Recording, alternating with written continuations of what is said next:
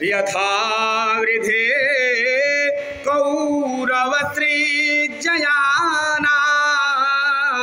वीरे स्वथो वीरगतिं लभेता वृकोदराभिधगदाभिमर्श भग्नौ रुदण्डे धृतराष्ट्रपुत्रे।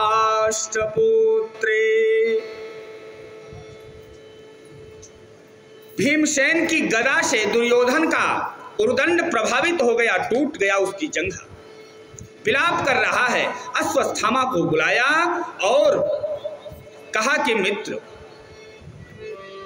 आप जाइए, पांचों पांडवों में से किसी ना किसी का वध करके, एक भी पांडव का अगर सिर काट के आप हमें हमारे सामने ला देंगे तो हमें थोड़ा संतोष हो जाएगा। मेरे अंदर जो जलन है, मेरे अंदर जो पीड़ा है ना, ये शांत हो जाएगी। तुरंत जाता है अश्वत्थामा और पांचों पांडव जो है वो बाहर गए थे। अपने अपने पिता की शैया पर पांडु पुत्र जो थे वो विश्राम कर रहे थे, छोटे छोटे बालक। अश्वत्थामा गया और पांचों पांडु पुत्रों का सिर काट के दुर्योधन के पास रख देता है। दुर्योधन जब देखा दूर से तो बड़ा प्रसन्न हुआ, जब नजदीक से देखा, पहचाना कि ये किसका सिर है, समझ गया ये तो पांडु पुत्र है। विलाप करने लगा, अरे तुमने ये क्या किया? यही तो हमारे कुल के बचे थे। कौरव और पांडव कुल के ही मात्र 5 पांडु पुत्र बचे थे, इनको भी आज समाप्त कर दिया। इसका मतलब कि पांडव अभी जिंदा हैं। अगर जिंदा हैं तो तुम्हें छोड़ेंगे नहीं कदापि। जाओ, भाग जाओ यहाँ से। भागने लगा। उधर जो है माता द्रौपदी आती हैं और देखती हैं अपने 5 पुत्रों को, मेरे पुत्रों का सिर कटा हुआ है। विलाप करने लगती हैं माता द्रौपदी। माता शिशूनां निधनं सुतानां निशम्य घोरा परितप्यमाना तदा रुदाद्री चकुलाकुलाक्षी त्वां सान्तयन्ना किरीटमाले माता शिशूना। द्रौपदी विलाप करने लगी जोर जोर से। तब तक उधर भगवान हमारे आनंद कंद श्री कृष्णचंद्र जी भी पांडवों के साथ आ जाते हैं। अर्जुन से रहा नहीं गया। अर्जुन तुरंत द्रौपदी का विलाप सुन के प्रतिज्ञा लेते हैं कि देवी चिंता मत करो, तुम्हारे पुत्र को मारने वाले जहां भी हैं मैं उसे कदापि नहीं छोड़ूंगा। अभी तुम्हारे सामने ही उन सब शत्रुओं का सिर काट के मैं लाता हूं। अर्जुन जी चल देते हैं। अश्वत्थामा भागा जा रहा है। भगवान श्री कृष्ण जी हमारे कन्हैया सारथी बने हुए हैं। ज्यों ही नजदीक पहुंचते हैं अश्वत्थामा के, अश्वत्थामा ने अर्जुन जी के ऊपर ब्रह्मास्त्र का प्रयोग कर दिया। जब तक अर्जुन सोच रहे थे ना, तब तक अश्वत्थामा ने बाणों की झड़ी लगा दी। बेहोश होके गिर गए अर्जुन जी। भगवान ने कहा अर्जुन देख क्या रहे हो? अरे तुम्हें भी ब्रह्मास्त्र चलाने आता है, तुम भी चला सकते हो। तुम तो चलाना भी जानते हो और रोकना भी जानते हो। अर्जुन ने ब्रह्मास्त्र को रोक लिया और दौड़ के अश्वत्थामा को पकड़ के खींच के लाते हैं और रथ में बांधने का प्रयत्न करते हैं। भगवान ने कहा कि अर्जुन इसे बांध क्यों रहे हो? अर्जुन ने कहा प्रभु मेरी प्रतिज्ञा है कि मैं इसका वध द्रौपदी के सामने करूंगा। कहा ठीक है। प्रभु ने इतना बड़ा अपराध किया है। भगवान ने कहा एक बात जान लो, ये ब्राह्मण पुत्र है। ब्राह्मण की हत्या जो है वो कभी नहीं की जाती। ब्रह्म बंधुर न हंतव्यो आतताई बधार्हणः। ब्रह्म बंधुर न हंतव्यो, ब्राह्मण की कभी हत्या नहीं की जाती, ये हमारा नीति कहता है। तब अर्जुन ने कहा प्रभु ये तो बहुत बड़ा अपराधी है। कैसे अपराधी है? कहा मंतः प्रमंतः उन्मत्तम सुप्तम बालम स्त्रियं जडम अप्रपन्नः विरथः भीतम नरिपुहन्ति धर्मविता। धर्मवित्ता लोग किसे किसे नहीं मारते? कहा पागल को नहीं मारते, बालक को नहीं बालक का वध नहीं करते, सोए हुए आदमी का वध नहीं करते, स्त्री का वध नहीं करते, जड़ अर्थात मूर्ख का वध नहीं करते, प्रपन्नः जो शरणागति हो जाता है उसका भी वध नहीं किया जाता, विरथः जो रथ से विहीन युद्ध के मैदान में जो रथ से विहीन हो गया है उसका भी वध नहीं किया जाता, प्रपन्नः विरथः भीतम नरिपुहन्ति धर्मविता। ऐसा अगर शत्रु है तो ऐसे में भी उसका वध नहीं करना चाहिए। और महाराज ये तो सोते हुए बालक की हत्या किया है, इसे मैं नहीं छोड़ूंगा। कहा ठीक है ले चलो।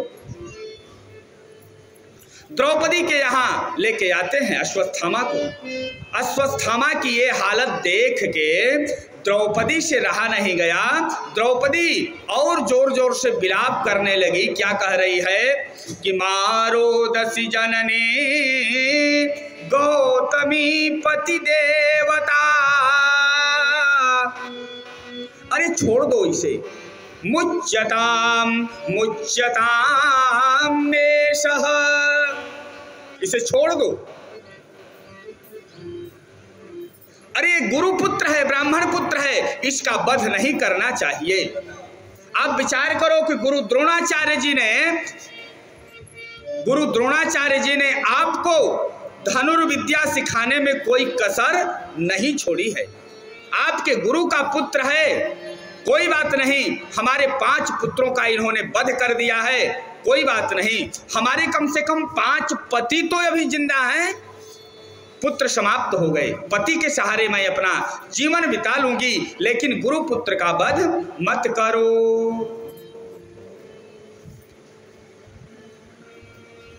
अब तो मामला बिगड़ गई। अब क्या होगा? उधर भगवान के तरफ कभी देखते हैं अर्जुन जी, कन्हैया के तरफ, कभी द्रौपदी के तरफ। भगवान से कहते हैं कि क्या किया जाए प्रभु, आदेश दो। भगवान ने कहा कि ब्रह्म बंधुर न हंतव्यो आतताई बधार्हणः। भगवान ने दोनों बात कह दिया। क्या? कि कभी भी ब्राह्मण का वध नहीं करना चाहिए। दूसरी बात आतताई बधार्हणः, कभी ब्राह्मण का वध नहीं करना चाहिए और आतताई को कभी छोड़ना भी नहीं चाहिए। आतताई को छोड़ने में भी पाप लगता है और ब्राह्मण का वध भी नहीं करना चाहिए। अब करें तो क्या करें? परिस्थिति बिगड़ गई। मन ही मन अर्जुन जी ने सोचा क्या करें। ये टेढ़ी टांग वाला ना हमेशा टेढ़ी बातें ही बताता है। अब हम करें क्या? मारे कि छोड़ें? मारे तो ब्रह्म बंधुर न हंतव्यो, ये समाप्त हो जाएगा। इधर कहते हैं कि आतताई का वध ही होना चाहिए, आतताई को छोड़ना भी पाप है और ब्राह्मण का वध करना भी पाप है। अर्जुन जी बेचारे मुंह लटकाए पड़े हुए हैं कि करना क्या है। भगवान समझ गए कि अर्जुन जी अभी समझ नहीं पा रहे। भगवान ने याद दिलाया कि अर्जुन जरा याद करो महाभारत काल में तुमने तो पूरा उपदेश, पूरी गीता सुनी है। अर्जुन को बात याद आ गई और अर्जुन कहते हैं हाँ प्रभु हो गया काम। क्या है कि संभावित कहाँ अपजसलाहू मरण कोटि सम दारुण दाहु। ब्राह्मण का तिरस्कार कर देना उसके मृत्यु दंड से कई गुना अधिक दंड है। ब्राह्मण का तिरस्कार ही कर देना, भगवान कहते हैं अर्जुन ऐसे ब्राह्मण का तिरस्कार कर दो। तुरंत अर्जुन जी उसके मस्तक पर जो मणि लगी हुई थी ना अश्वत्थामा के, उस मणि को निकालते हैं और धक्के दे करके घर से बाहर कर देते हैं और कहते हैं कि जाओ छोड़ दो इसे। ये जब जब जितनी बार ये बात याद करेगा ना उतनी मौत मरेगा। ये